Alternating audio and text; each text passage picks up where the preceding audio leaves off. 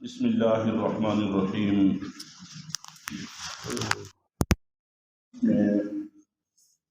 نبی پاک صلی اللہ علیہ وسلم پر درود شریف پڑھنے کے بڑے فضائل وارد ہوئے ہیں، اور اتنی کثرت سے احادیث ہے کہ بہت سارے علماء کرام نے اس پر مستقل کتابیں لکھی ہیں۔ صرف احادیث کو جمع کیا جائے تو وہ ایک اچھی خاصی کتاب بن جاتی ہے۔ اور قرآن پاک میں بھی اللہ رب العزت نے اس کا تذکرہ فرمایا ہے، ان اللہ وملائکتہ یصلون علی النبی یا ایھا الذین آمنوا صلوا علیہ وسلموا تسلیما۔ عام طور پر اس آیت کا ترجمہ یہ کیا جاتا ہے کہ اللہ اور اس کے فرشتے درود پڑھ رہے ہیں تو تم بھی درود پڑھو۔ اللہ تعالیٰ کے درود بھیجنے کا مفہوم اور ہے، انسانوں اور فرشتوں کے درود بھیجنے کا مفہوم اور ہے۔ ہم جب نبی پاک صلی اللہ علیہ وسلم پر درود و سلام پڑھتے ہیں، اس کا مطلب یہ ہوتا ہے کہ ہم اللہ تعالیٰ سے دعا کرتے ہیں کہ اے اللہ ہمارے نبی صلی اللہ علیہ وسلم پر رحمت نازل فرما، سلامتی نازل فرما، برکت نازل فرما۔ یہ ہم اللہ سے دعا کرتے ہیں، اور اللہ تعالیٰ کے درود بھیجنے کا مفہوم یہ ہے کہ اللہ تعالیٰ براہ راست رحمت بھیجتے ہیں، سلامتی بھیجتے ہیں، برکت بھیجتے ہیں۔ وہ تو خزانوں کے مالک ہیں، رحمتوں کے خزانے اس کے پاس ہیں، سلامتیوں کے خزانے اس کے پاس ہیں، برکتوں کے خزانوں کے وہ مالک ہیں۔ اللہ تعالیٰ کو کسی سے کہنے کی ضرورت نہیں ہے کہ رحمت بھیجو۔ اللہ تعالیٰ براہ راست رحمت کو، سلامتی کو، برکت کو حکم دیتے ہیں کہ اترو، وہ اترتے ہیں۔ چنانچہ ان اللہ و ملائکتہ کا ترجمہ یہ ہوگا کہ اللہ نبی پاک صلی اللہ علیہ وسلم پر رحمت بھیج رہے ہیں، اور فرشتے یہ بھی رحمت بھیجنے کی دعا کرتے ہیں، اے انسانوں، مسلمانوں، تم بھی رحمت بھیجنے کی دعا کرتے رہا کرو۔ تو جب ہم ایسا کریں گے تو اس کی وجہ سے ہمیں جو برکات حاصل ہوں گی ان میں سے ایک یہ ہے کہ ایک دفعہ درود پڑھنے سے 10 رحمتیں نازل ہوں گی، 10 گناہ معاف ہوں گے، 10 درجے بلند ہوں گے، بعض احادیث میں 10 نیکیاں لکھی جائیں گی، اس کا بھی تذکرہ ہے۔ چنانچہ بہت ساری احادیث ہیں، نبی پاک صلی اللہ علیہ وسلم نے فرمایا کہ مجھے ایک آنے والے نے یعنی فرشتے نے بتایا کہ آپ کی امت میں سے جو بندہ آپ پر ایک دفعہ درود پڑھے گا تو ہم اس پر 10 رحمتیں نازل کریں گے، 10 گناہ معاف کریں گے، 10 درجے بلند کریں گے۔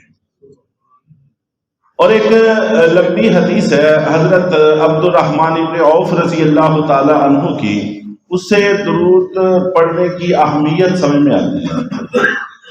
وہ فرماتے ہیں کہ ایک دفعہ اللہ کے نبی صلی اللہ علیہ وسلم مدینہ منورہ سے باہر تشریف لے گئے، تو مجھے جستجو ہوئی تو میں بھی آپ کو تلاش کرتے کرتے مدینہ منورہ سے باہر چلا گیا۔ چنانچہ جب صحابہ کرام کو ضرورت پیش آتی ہے کہ اللہ کے نبی صلی اللہ علیہ وسلم سے ملاقات کریں تو کسی سے پوچھنے کی ضرورت نہیں ہوتی تھی کہ آپ کہاں ہیں۔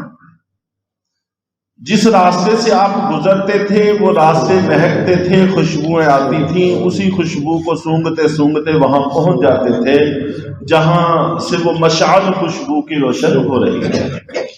چنانچہ بہت ساری احادیث ہیں جہاں پر بھی پڑھتے ہیں یہی ہے کہ وہ چلے اور اللہ کے نبی صلی اللہ علیہ وسلم کے پاس پہنچ گئے، کسی ایک جگہ پر بھی پوچھنے کا تذکرہ نہیں۔ چنانچہ وہ کہتے ہیں کہ میں گیا تو میں نے دیکھا کہ آپ ایک باغ میں ہیں اور آپ سجدے میں ہیں، تو میں انتظار میں کھڑا ہو گیا۔ آپ نے اتنا لمبا سجدہ کیا کہ میں کھڑے کھڑے تھک گیا اور میرے ذہن کے اندر خدا نخواستہ کئی طرح کے وساوس پیدا ہونے شروع ہو گئے، اور یہ خیال آنے لگ گیا کہ خدا نخواستہ کہیں ایسا تو نہیں ہے کہ آپ کی روح پرواز کر گئی ہو۔ اس لیے جی میں آیا کہ آپ کے قدم مبارک کو ہاتھ لگا کے تھوڑا ہلا کے دیکھو۔ اتنا لمبا سجدہ تھا، مقصد یہ ہے کہ سجدے کی لمبائی بیان کرنا مقصد ہے۔ اور نماز میں تو آپ لمبے لمبے سجدے کرتے ہی تھے، لیکن نماز کے باہر اتنا لمبا سجدہ کرنا آپ کا کبھی دیکھا نہیں تھا، اس لیے زیادہ جستجو ہوئی۔ تو اتنے میں اللہ کے نبی صلی اللہ علیہ وسلم نے اپنا سر مبارک اٹھایا تو آپ کے چہرے پر بڑی چمک تھی اور خوشی کے آثار تھے۔ تو حضرت عبد الرحمن ابن عوف رضی اللہ تعالیٰ نے عرض کیا کہ اللہ کے رسول میں تو ڈر ہی گیا تھا، تو آپ نے اتنا لمبا سجدہ کیا۔ تو آپ نبی پاک صلی اللہ علیہ وسلم نے فرمایا کہ میں اتنا لمبا سجدہ کیوں نہ کرتا، کہ جب کہ مجھے اللہ رب العزت نے یہ بات بتائی ہے کہ آپ کی امت میں سے جو بندہ بھی آپ پر درود پڑے گا میں اس پر 10 رحمتیں نازل کروں گا، اور اس کے 10 گناہ معاف کروں گا، اور اس کے 10 درجے بلند کروں گا۔ اور اس پر میں نے اللہ کا شکر ادا کرنے کے لیے سجدہ کیا ہے۔ یہ سجدہ سجدہ شکر ہے، یہ سجدہ سجدہ شکر تھا۔ یعنی اللہ کے نبی صلی اللہ علیہ وسلم بھی اپنی امت کے حق میں اس کو بہت بڑی بشارت اور خوشخبری کی چیز سمجھتے تھے کہ پڑھنے میں مشقت کوئی بھی نہیں، بڑی آسانی کے ساتھ انسان پڑھتا چلا جاتا ہے، اور مسلسل نیکیوں میں اضافہ بھی ہو رہا ہے اور گناہوں میں کمی بھی ہو رہی ہے۔ گناہ کم ہوتے چلے جا رہے ہیں، نیکیاں بڑھتی چلی جا رہی ہیں، دوہرا فائدہ ہو رہا ہے۔ تو اس لیے اس امت کے لیے یہ بڑی مفید اور فائدہ مند چیز ہے۔ سب سے افضل درود ابراہیم جو ہم نماز میں پڑھتے ہیں، اور جب ہم درود ابراہیم کا تذکرہ کرتے ہیں اکثر و بیشتر ذہنوں میں خیال بھی آ جاتا ہے اور بس اوقات کہہ بھی دیتے ہیں کہ یہ تو درود ہے، اس میں سلام نہیں۔ اس غلط فہمی کو بھی ذہن سے نکال دینا چاہیے، اس لیے کہ رحمت، سلامتی، برکت، یہ 3 چیزوں کا درود شریف میں عام طور پر تذکرہ آتا ہے۔ کسی میں صرف رحمت کا ذکر ہے، کسی میں رحمت اور سلامتی کا ذکر ہے، کسی میں رحمت اور برکت کا ذکر ہے۔ تو یہ تینوں چیزیں، رحمت، سلامتی اور برکت، ایک ہی چیز کے نام ہیں۔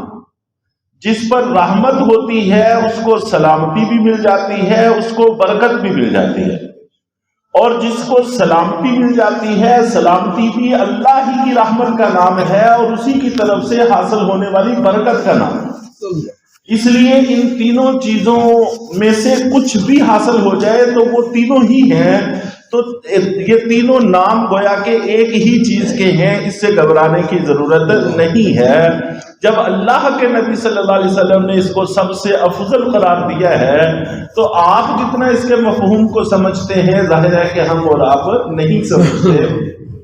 تو اس میں رحمت کا بھی ذکر ہے اور برکت کا بھی ذکر ہے۔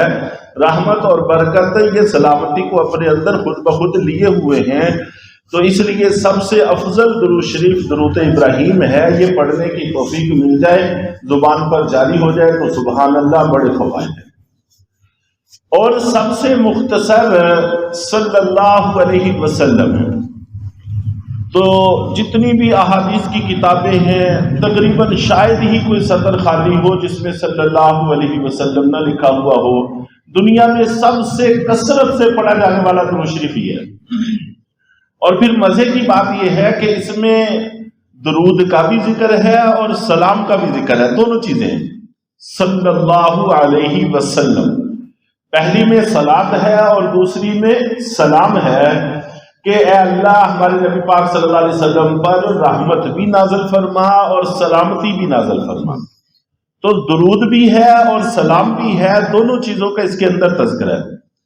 اور جو فوائد درود کے ہیں وہی فوائد سلام کے ہیں، تو گویا کہ ایک جملہ تو 20 گناہ معاف ہوتے ہیں، 20 درجے بلند ہوتے ہیں، اور اس کے نامہ اعمال میں 20 نیکیاں لکھی جاتی ہیں۔ اور گناہ معاف ہوتے ہیں۔ تو جملہ بڑا مختصر ہے، انسان لمحوں میں کئی دفعہ پڑھ سکتا ہے۔ تو کم سے کم ایک تسبیح صبح اور ایک تسبیح شام، اس کا اہتمام تو رکھنا ہی چاہیے، کسی مسلمان کو بھی اس میں غفلت نہیں برتنی چاہیے۔ اور سب سے بڑا فائدہ اس کا یہ ہے کہ نبی پاک صلی اللہ علیہ وسلم کی مجلس مبارک میں ہمارا تذکرہ ہوتا رہتا ہے، اور جس کا مجلس میں تذکرہ ہوتا رہے اس کو نہ بھی دیکھا ہوا ہو، غائبانہ شناسائی حاصل ہو جاتی ہے۔ بعد میں تعارف کروانے میں صرف نام بتا دینا کافی ہوتا ہے اور انسان لمحوں میں سارا کچھ سمجھ جاتا ہے، تو وہاں پر تذکرہ ہوتے رہنا یہ بھی بڑی بات ہے۔ ہم اور آپ میں سے کسی کو پتہ چلے کہ فلاں کسی بڑی شخصیت کے ہاں آپ کا ذکر خیر ہو رہا تھا، مسرت ہوتی ہے۔ اور اللہ کے نبی صلی اللہ علیہ وسلم سے بڑی شخصیت اس کائنات میں کون سی ہو سکتی ہے کہ آپ کی مجلس میں تذکرہ ہو جایا کرے۔ اور احادیث میں درود شریف آپ کا نام مبارک سن کر نہ پڑھنے کو بڑا بخل قرار دیا گیا ہے، یہ بڑے بخل کی چیز ہے۔ اور اسی طرح ہلاکت کے اسباب میں سے ایک سبب قرار دیا گیا ہے وہ رمضان سے متعلق حدیث، جس میں آپ ممبر پر چڑھنے لگے تو ان میں سے ایک چیز یہ بھی ہے کہ آپ کا نام مبارک سنا اور آپ پر درود نہیں پڑا صلی اللہ علیہ وسلم۔ اس کو زبان پر اتنا جاری کر لینا چاہیے کہ بس جیسے ہی نام کانوں میں پڑے تو زبان سے فوراً صلی اللہ علیہ وسلم نکل آئے، تو یہ ایک ایٹومیٹک سا تعلق قائم ہو جانا چاہیے۔ تو اس کو ہلاکت کے اسباب میں سے ایک سبب بھی قرار دیا گیا ہے۔ تو جب ہم بولتے ہیں نبی پاک صلی اللہ علیہ وسلم کا مبارک نام لیتے ہیں، پھر تو درود پڑھنا ہی چاہیے۔ جس وقت ہم لکھتے ہیں اس وقت بسا اوقات بڑی غفلت ہوتی ہے، تو اس میں کئی دفعہ سلام یہ صلی اللہ علیہ وسلم کا مخفف ہے یہ لکھ دیا جاتا ہے، کئی دفعہ اکیلا سواد کا وہ اوپر والا حصہ ڈال دیا جاتا ہے، یہ بھی ٹھیک نہیں ہے۔ صلی اللہ علیہ وسلم لکھنا چاہیے۔ باقی جو کچھ ہم لکھ رہے ہیں اس کا کوئی فائدہ ہے یا نہیں، لیکن یہ جو زبان سے ہم پڑھتے ہیں، ایک دفعہ رحمت نازل ہو گئی، 10 دفعہ تو بات ختم۔ اور جو لکھا ہوا ہے جب تک لکھا رہے گا رحمتیں نازل ہوتی رہیں گی اور گناہ معاف ہوتے رہیں گے، درجات کی بلندی ہوتی رہے گی، اور جو بھی اس کو پڑھے گا لکھنے والے کو بھی اس کا پورا ثواب ملے گا۔ اس لیے تھوڑی سی غفلت سے ہم بسا اوقات بڑے نفع سے محروم ہو جاتے ہیں۔ تو ہمیں کوشش کرنی چاہیے، خاص طور پر چونکہ آج جمعہ بھی تھا اور جمعے والے دن درود شریف کی کثرت کرنی چاہیے، اور اگر اللہ تعالیٰ ہمت عطا فرمائے تو خاص طور پر جمعے والے دن عصر سے مغرب تک اور بھی زیادہ کثرت سے درود شریف پڑھا جائے۔